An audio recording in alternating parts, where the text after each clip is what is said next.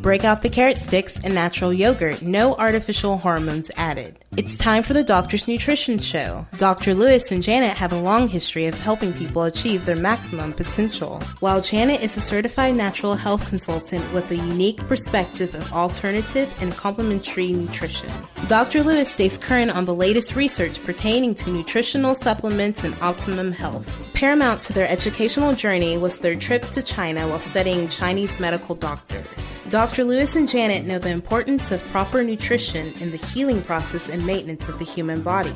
Get ready to gain a healthy perspective on life. This is the Doctor's Nutrition Show.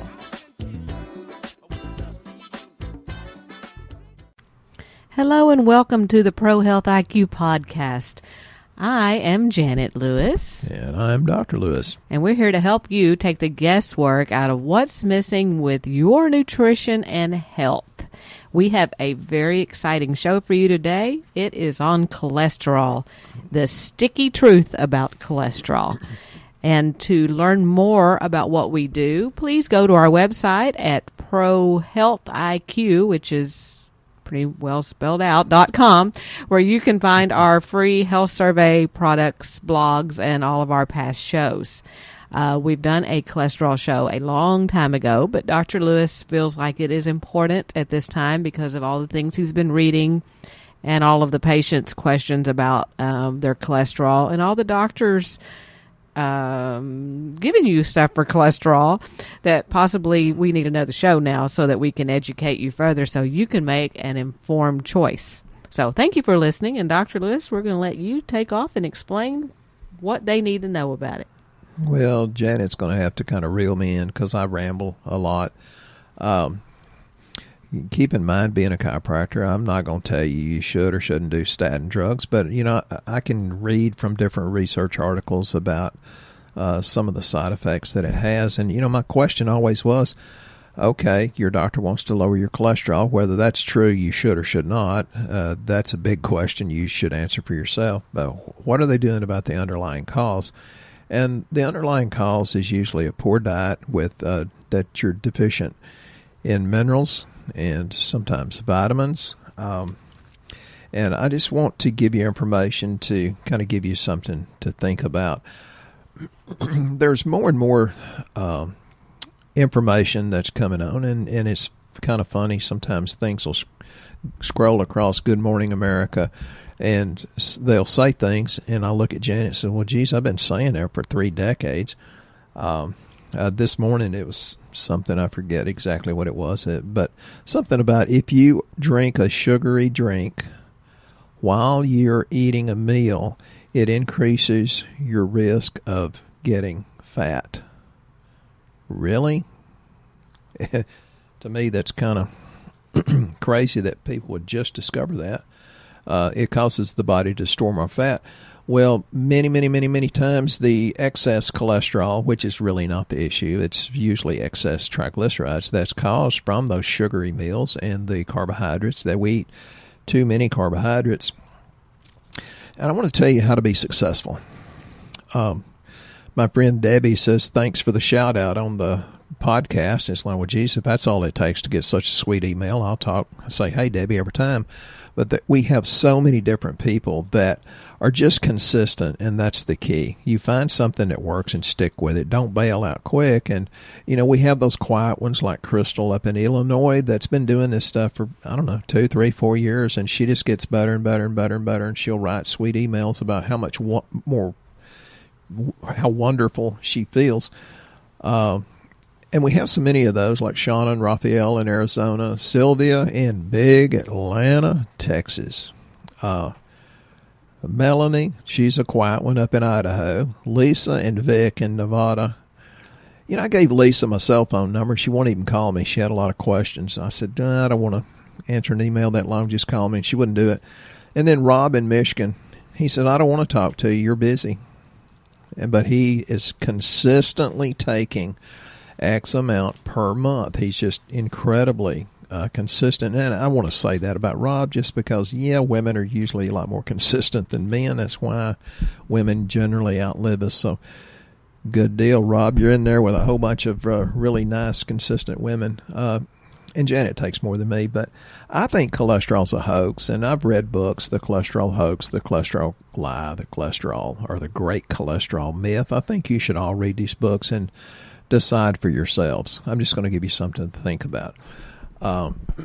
Statin drugs, and people always ask me about statin drugs. I say, well, I'm not an MD. I'm not going to give you advice on statin drugs. And they say, would you take it? And I say, no, there's no way. I might get to the underlying cause why cholesterol's high, but the real research says the sweet spot's about 240 to 260. And I just talked to an airline pilot up in Illinois before I did this, and he said, well, it used to be the parameter was up to 300. I said, you're absolutely right. And the lower you get your cholesterol, if you get it low artificially, the less the cholesterol can repair the brain. And what if you start to get amnesia about what all those controls are in your Southwest jet? He said, well, I'm not going to take a statin drug. His cholesterol is 233. I said, there's nothing wrong with 233 in my opinion. Your problem is your 256 on your triglycerides. So, folks, it's not always simple as what people make it out to be. And the other thing is, when you're thinking about supplements, there's a big difference in quality, and never use the RDA as your guide, because that's just enough to keep you from getting symptoms. And when I talk about these different supplements, that has a lot to do with cholesterol. One of the studies said that 800 IUs of good vitamin E, now most of it's not good, folks, but 800 IUs can cut heart attacks by 30 to 50%. Wonder why. The one study I've talked about a lot is, I think there was 84, 85 studies that said aspirin didn't do anything good for the heart whatsoever. But there was a study in 1992 by in Lancet, but it was funded by Bayer Corporation. Y'all get that? Bayer aspirin? And the makers of Bufferin. It concluded that aspirin reduced the risk of heart attack. Really?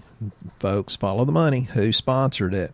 But what Bayer did, they supplied Bufferin, which contains a magnesium oxide, and that's even a bad form, or a very not very well absorbed magnesium. And that made your heart look better, because we are so deficient in magnesium. Even our government, and I don't really trust our government too much, or I don't think there's a lot of wisdom or intelligence there, they say that the average American diet only gets 40% of the magnesium that we need.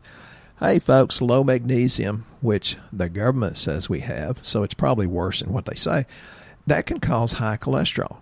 That can cause digestive disturbances, lack of the ability to make digestive enzymes, which that in itself can raise cholesterol.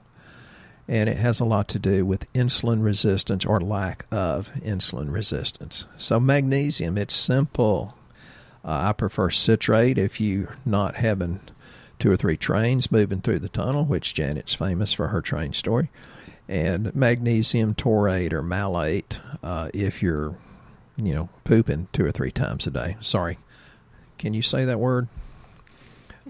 But there's so many studies that says an aspirin a day doubles your risk of stroke. There's been many studies that says aspirin doesn't do anything for your heart health and actually increases your risk of several different cancers. So sometimes the summary of some of these research articles, they kind of leave out the meat of what it should be. So be careful. The increase in cancers just from an aspirin a day was pancreas, uterus, thyroid. How many people have had thyroid cancer? Lymphomas, leukemia, and an increase in multiple myeloma who are taking 100 milligrams of aspirin per day. Now, the guy that did that was Cook. So look up Cook and aspirin and read the research yourself. But vitamin E, that's a good one. But did you know the vitamin E is usually just tocopherols, and you need the tocotrienols. Tocotrienols are like 600 and something times more antioxidant than the regular vitamin E. That's important that you know that. guess what? It's simple, like vitamin C. Poor old vitamin C's been around so long that people just ignore it. It's really, really important to take vitamin C. And yes, that in and of itself, because of the antioxidant properties, can lower your cholesterol. And again, I don't think cholesterol's that big a deal. And those people that talk to me know I feel that way. So liposomal C, because you get 92 to 94% absorption. And we have the best and the most for the money. Well, I have a question, and probably, I'm going to keep it real simple. You're really good at Wasn't I? Oh, yeah, sure. Uh-huh. Yep. Thank you. So cholesterol is actually your precursor to making bile acids for digestion. Yep. So would it make sense that if you're on a statin or a cholesterol-lowering Drug prescription, yes, that maybe part of the indigestion and heartburn and things like that could actually be caused by the statin drug because you're not producing bile salts to break down foods? Yeah, yes. Quick answer is yes. I don't like to talk bad about drugs since I'm not an MD, but yeah, pretty much. And there's a lot of studies that says, oh, well, you take these antacids, you increase your risk of H. pylori, of ulcers. You increase your risk of osteoporosis. So let me tell you a story. It's off the cholesterol kick, but it's on the kick of antacids and poor digestion. Had a young lady in here about 2 or 3 weeks ago, and I love her dearly, known her all my life. She says, well, I have severe osteoporosis in my hip joints and in my lumbar spine. What do you think? I said, well, you shouldn't have bypassed all that stuff with a stomach bypass so you could lose weight. And I said, I know you didn't tell me about the surgery because you didn't want my opinion on it, so I just kept my mouth shut. But now that you've asked my opinion, I said, without the high acid in your stomach, you will never digest and assimilate calcium, so you cannot put it in your bones. So low stomach acid means, you're going to get osteoporosis. Low stomach acid means you're not going to digest meat and get the B12 from it, which cause brain shrinkage and dementia, as well as lowered cholesterol can cause dementia. There's so many studies about that. So, did I keep that simple? No, yeah. Okay, sorry. So basically, because we have so many patients that come in here and call on the phone, and I can't tell you the number of people that tell me they have heartburn and indigestion, and most of them go, well, what is it you put me on that did that? And most of them had it before they came in here. So I'm wondering, because when we look at their health surveys and they're on a statin drug, they never consider it actually could be the statin drug that's causing the problem to start with. Well, let me see if I can offend everybody out there now. And I offend a lot of people, and I don't mean to. You think the temple of the Holy Spirit's not smart enough to figure all of that out? And the very thing that could help you is the thing that most people suspect. I think the devil, whatever you think the devil is, I think he kills you with a little seed of doubt or fear. And so the very thing you're worried about is the one that if you'd stick with it would get you well. And I don't really mean to offend anybody, but go past your fear and your doubt. You can feed your faith. You can feed your doubt. And here's the deal. If you look for the side effects of taking supplements, not only are you going to find some bad ones, you're going to create them because you're fear. But if you are positive, like these people I mentioned earlier, and you look for what's good, not only do you find what's good, but it's magnified and you actually create more good. Folks, a lot of health is because we have poor thoughts. And it's not just throw in the supplements, which can help with our thoughts, but it's have good thoughts, which can help the assimilation of these supplements. Well, speaking of good, here's something good, and it's another sticky cholesterol truth. It's estimated that only 20% of your blood cholesterol levels come from your diet. So eating nutritious, cholesterol-rich foods is not something you should feel guilty about. And how many people are going, I can't eat that because it'll raise my cholesterol? And even Janet's daddy, and I love him. He is such a sweet, sweet man. Very, very active. 80-year-old. He acts like he's 50. And he does take a lot of stuff, but he still thinks eggs are bad for cholesterol. Folks, quit believing those lies. Eggs but he drinks buttermilk. Yeah, it's pretty yucky. My daddy used to say, well, geez, you're enough German. You should like sauerkraut and buttermilk. Yeah. I said, well, I don't like either one. How about beer? At 15, that wasn't the right thing to say to your daddy. But So really you can eat a lot of the things that you like and want and not be worried that your cholesterol is going to go up because it's only 20%. And they even had one survey out of South Carolina that adults found no correlation of blood cholesterol levels with so-called bad dietary habits such as the consumption of red meat, animal fats, butter, eggs, whole milk, bacon, sausage, and cheese. That's true if you have proper enzymes. And, magnesium is one of the big buffers there. It's the kind of a natural calcium channel blocker. And we treat a lot of people that are paleo primal big meat eaters, and then I have another section of people that are vegans.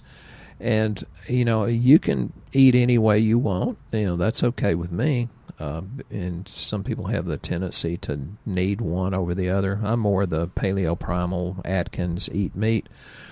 But by and large, the people that are meat eaters with proper digestive enzymes have better looking cholesterol. And again, I don't think that a little bit high on these parameters are bad, but they have better ratios.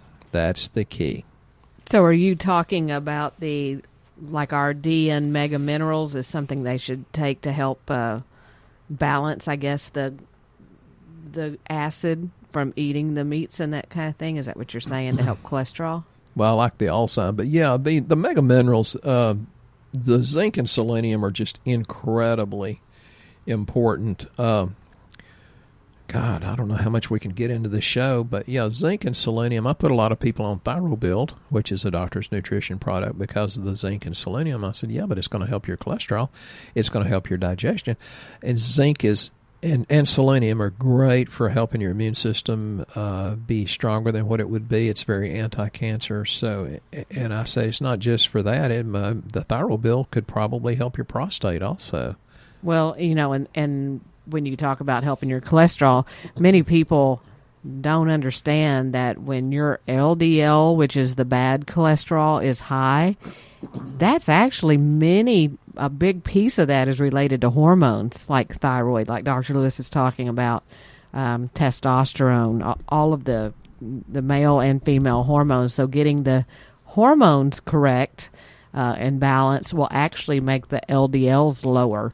So even without you taking a drug that mask the symptom of making your cholesterol look beautiful, you can get your cholesterol numbers back under control by getting the hormones right. And if you're going, well, I don't really know, whether my hormones are right or my cholesterol, what part of it's high or low, that's why we run the lab, so that we're not guessing either, because we don't know without actually seeing it on lab.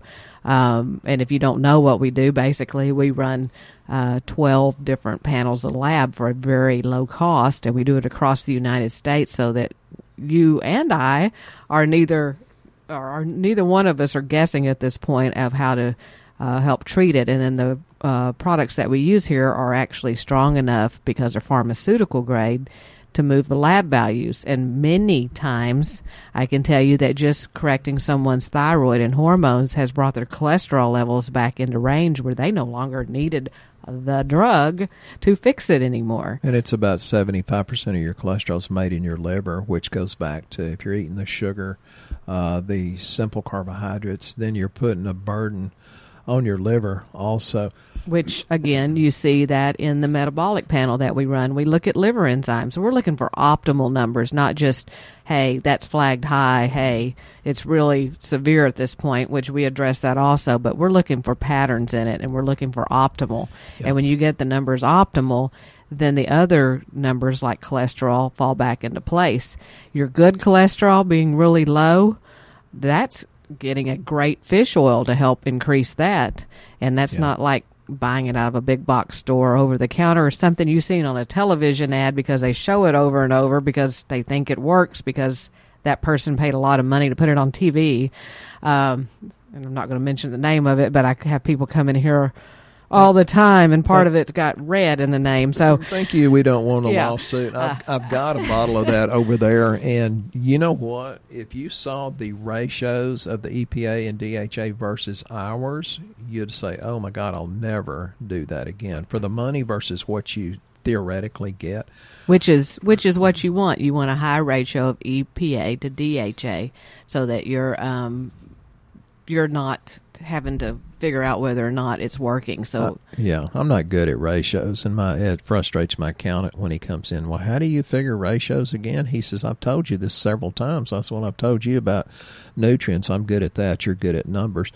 There's even a study in the Journal of the American Medical Association that said when you artificially lower your cholesterol, it increased your risk of early death, and the higher cholesterol, even up into the 400 range.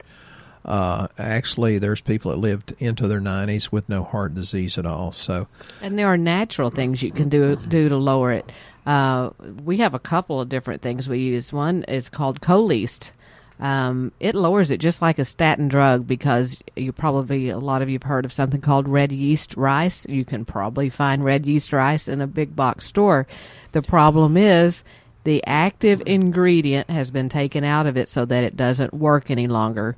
As far as I know, we have the one company that still lets that stay in there because they're fighting to keep it. I have MDs that come and get it and take it, so instead of their statin drugs. So we're very cooperative with the medical profession. Right. So, but it's called Coleast. Like I said, some doctors come in here and buy it for themselves because they don't want to be on a statin drug.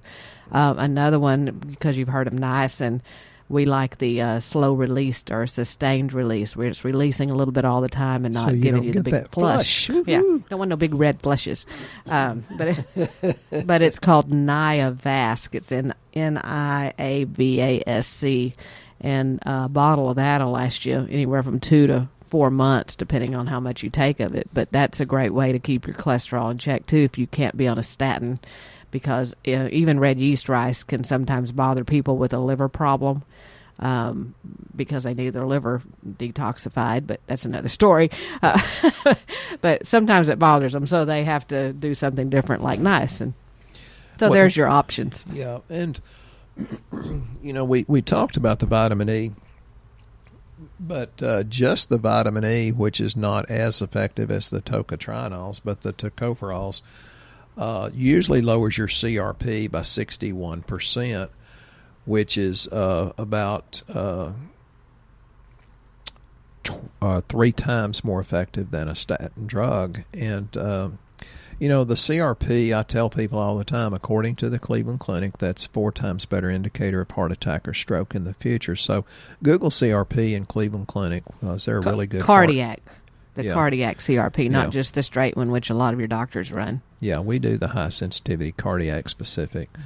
And so, high cholesterol can be a problem, but low cholesterol, in my opinion, is probably more dangerous because the cholesterol is about membrane structure and function, which folks, for the women, think, the lower your cholesterol, the more you're going to wrinkle. It's the hormone, has a lot to do with hormone receptors, the release of cytokines, which are the inflammatory cytokines. It helps you fight off infections and cancers.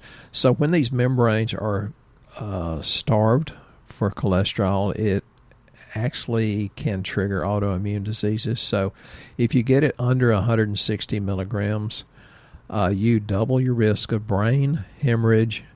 You increase your risk of cancers like liver cancer, lung cancer, pancreas, leukemia, cirrhosis, and suicide.